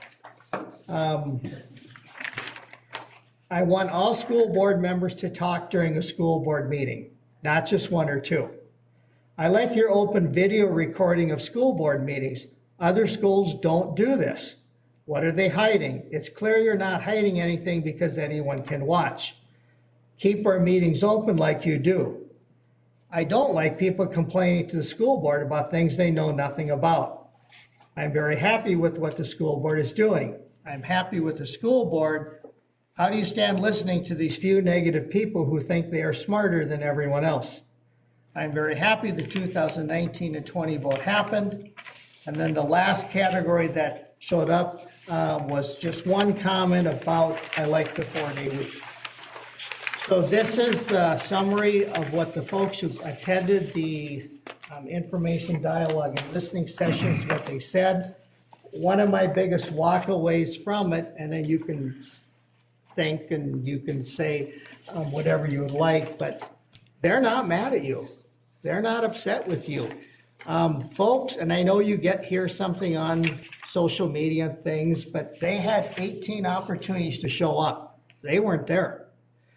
These people had genuine concerns, they had genuine reflections, and they genuinely wanted to tell you things, and they were happy to tell you things and give you things, but in general, they liked what was going on. They were very happy with what was going on.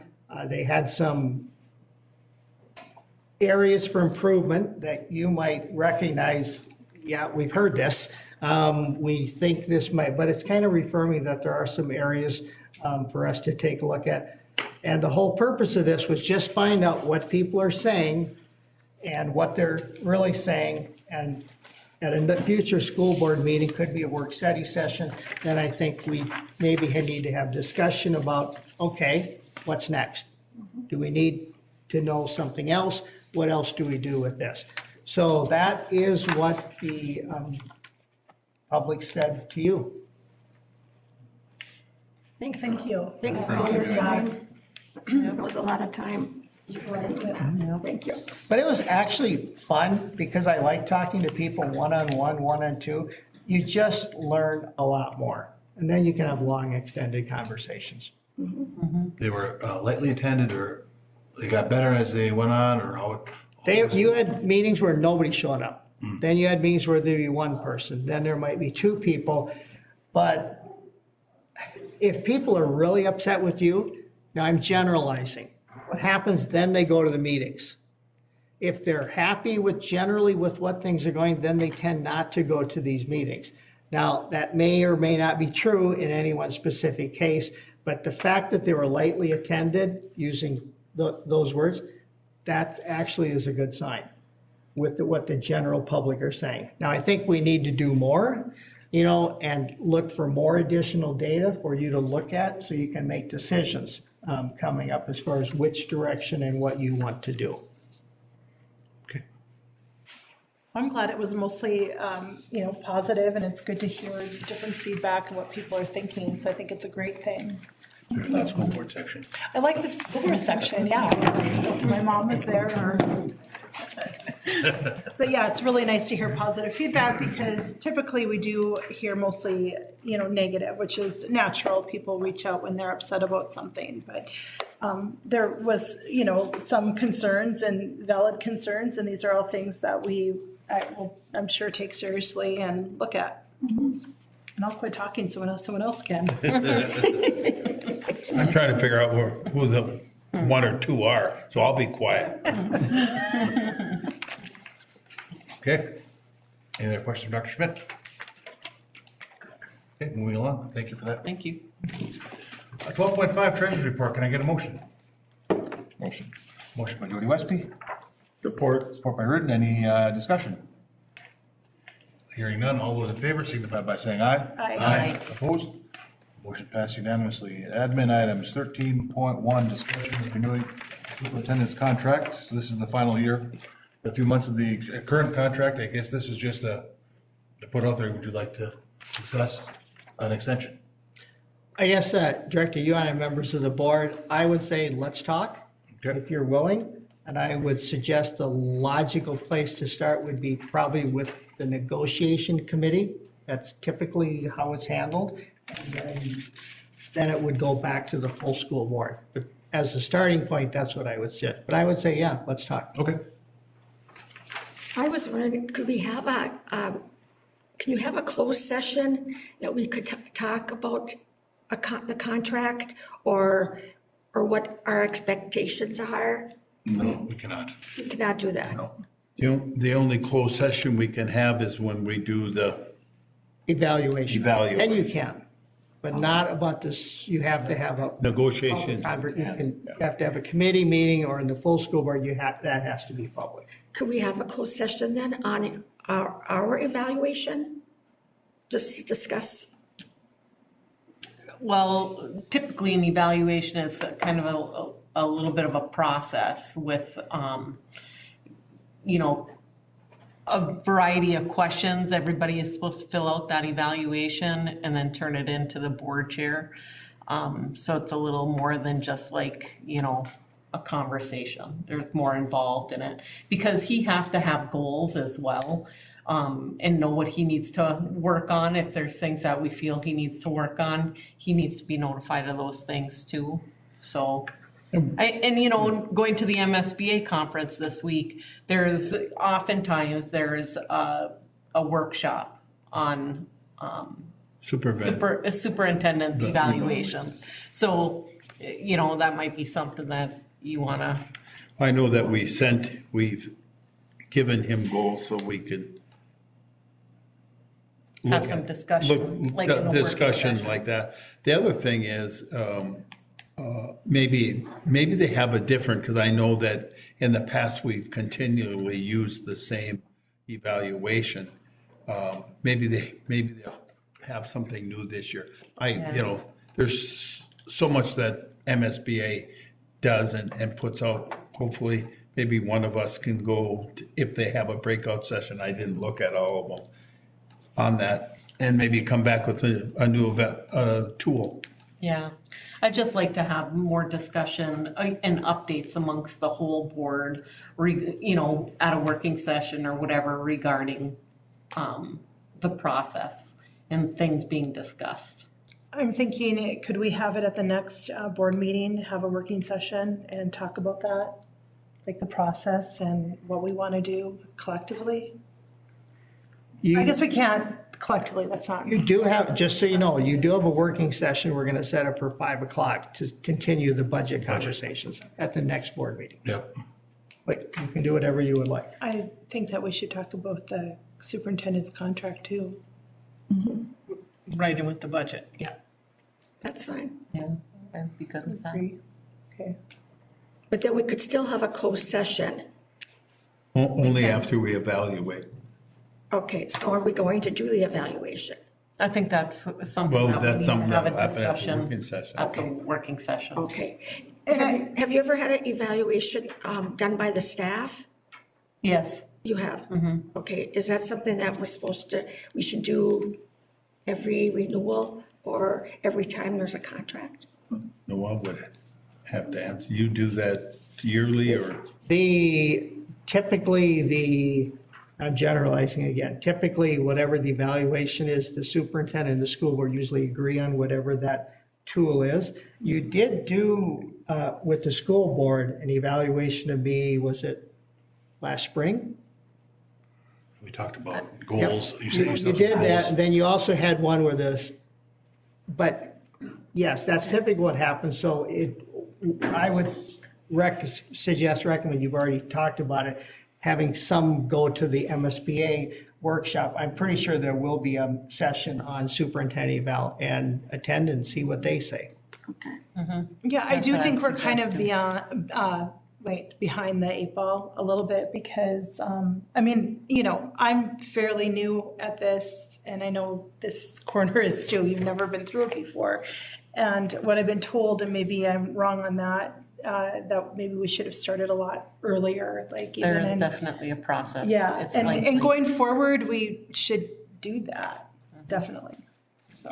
Well, I have a suggestion that the negotiation team, we're gonna talk budget at the next working session. Yes. Is that we meet with Noel and get some idea that we could bring back to we can't make any decisions, but we can bring back thoughts. So, To get this process going, because I don't know which one of you said it, we're behind the 8 ball. This is the time of the year where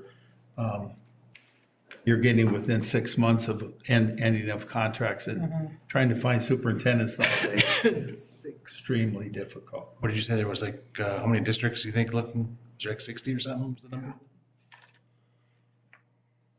Statewide, I think. Yeah. So we'll have a working session then on the 26th at 5. Yep.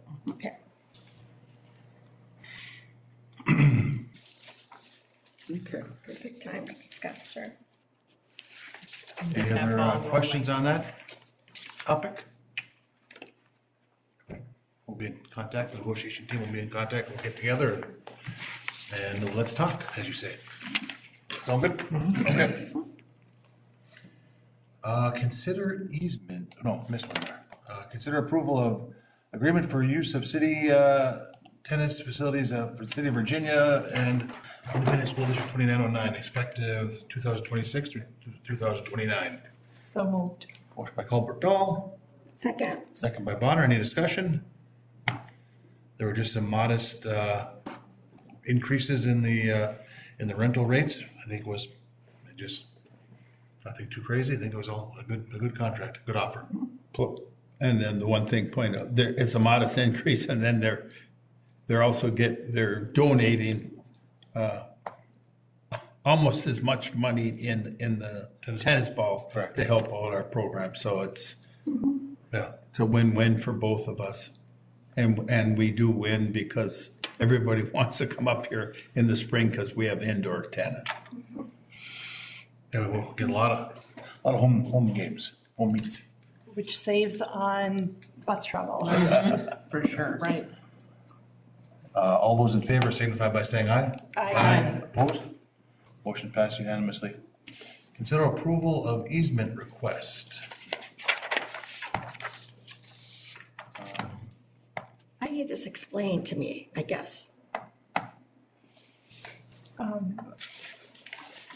can make a motion. I'll second it. Motion by Colbert, second by Reardon. Just had to review this before the meeting. What was this one for, Noel? Here's what this one is about. This summer, there's going to be a second roundabout built, not on Highway 53. The second one is going to be between the Highway 53 roundabout and White Cedar Drive. So it's going to be coming up to the school, there's going to be a second roundabout. And the reason for that second roundabout is multiple MnDOT, the county, us, would like to have another road built that goes to the Gilbert Road, goes all the way through. That road, it doesn't exist right now. But we have $7 million, or the county has $7 million to start it. They need 20. So as part of the political process, we'll be working with the politicians, legislators to see what can be done. Because if that road exists, then it will take pressure off of Highway 53 and that roundabout. Because if you've ever come on that 53 roundabout at a certain time in the morning, if it snowed a little bit and slowed things down, it can get a little bit gummed up in the actual roundabout sometimes. And so we need, and everybody knows this, we need another point of entry and exit to get into that. This is where this easement comes into play. So if you are here's how it works. If you're standing in front of Laurentian, and Laurentian is to the back behind me. So I'm looking over the bluff and I can see the city of Belleville. The road they want to put in would go right down at the bottom of the cliff. There's a drop off. You own that land that goes partly down that cliff ravine into part of the flat area down there, which is when people talk about the old Evelyn dump, it's close right by there. So what they're gonna do is the road would go through right there, part of your property, the school district property, and then if the money gets lined up, it would then connect the second roundabout with the Gilbert Road. And if that happens, another thing we really, really want is to, and you have a lot of people who are very supportive of this concept, having that back road by Laurentian open up. It's not really a road, it's a utility road, but right now it's just simply in and out, that's it. And that's part of the reason what slows down the high school traffic, because the Laurentian traffic is coming back down the hill and they have only one way to get out. So we want that back road, the utility road, actually made into a real road to connect up with the other road they would like to build. All of the easements that you're seeing right here have to do with that road if they can build it. They cannot build this without you giving them an easement because you own the road. There's almost nothing we can think of that you would use that land for. So they're asking you, if you want us to build a road, we need an easement so we can use part of your road, part of your land to build the road on. That's what this is about. Seems like a no-brainer. I will make a motion to accept. We've already had a motion. Oh, That's- do we? Yeah. I Oh, motioned. Yeah. Sorry. Yeah, We have a motion, a second. yep, we're good. Any other discussion? All those in favor signify by saying aye. Aye. Opposed? Motion passed unanimously. Consider approval of the memorandum of understanding between ISD 2909 and Education in Rock Ridge, Local 7394, regarding the contract time for employee Misty Elliott. I will move. Motion by Colbert, second by Lotiger. Any discussion? is this just for changing her times or when she's here on campus? No. Oh, okay, So this is an employee who is covered under the teacher contract. okay. So she would like to go back to school and get a master's degree. We want this to happen because she's our only school nurse. We need to have someone who actually has the school nurse designation. And it's a different set of courses than what an RN or an LPN takes. Similar, but not quite the same. So she wants to go back and get her master's degree. To do that, she would like to shorten some of her hours and do things a little differently. So we've talked to the but in order to do that, because she's on the teacher contract, we need to work with the union leaders to see, can we modify her a little bit so that she can get her master's degree, but still work for us and take care of what needs to be on the nursing wise. So she's asking for a few less hours, and we've worked it out. We've talked to the teacher union reps. They're satisfied with this. They're okay. We're all trying to work out to help Misty out, but you need this to also happen. So that's what this is really about. And she's willing to sacrifice and take the less hours and. She's the one who brought it up, actually. Okay. Any other discussion? All those in favor signify by saying aye. Aye. Opposed? Motion passed unanimously. Consider approval of the 2026 Rams membership dues in the amount of $2,161. I make a motion. Motion by Westby, Support. support by Lotiger. Any discussion? All those in favor signify by saying aye. Aye. Opposed? Motion passed unanimously. Meeting announcements. Next regular meeting will be Monday, January 26th at 6 o'clock right here in the Rockridge Admin Building. Can I get a motion to adjourn? 5 o'clock working. It's at 5 o'clock working session. I'll make a motion. Motion by Reardon, I second. second by Westby. Any discussion? All those in favor signify by saying aye. Aye. All right. 2026 is off and running.